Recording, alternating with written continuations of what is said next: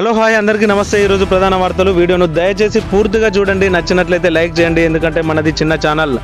Operation hydric assembly ఎన్నికల్లో గెలిపే target. BRS supreme ఆదేశాలు. బీఆర్ఎస్ సుప్రీం అంటే మరి కేసీఆరా, కేటీఆరా లేకుంటే జోగినిపల్లి సంతోష? కామెంట్ రూపంలో తెలపండి.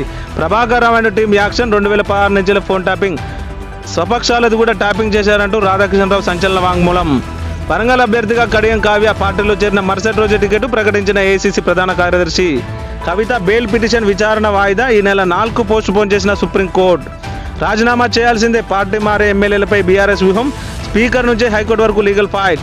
తిహార్ జైలుకు కేజ్రీవాల్ 14 రోజుల జ్యుడిషియల్ కస్టడీ. రామాయణము, భగవద్గీత పుస్తకాలు కావాలన్న ఢిల్లీ సీఎం. కాంగ్రెస్ ఆశల ఆవిరి. పాలమూరు ఎమ్మెల్సీ ఫలితాన్ని వాయిదా వేసిన ఈసీ.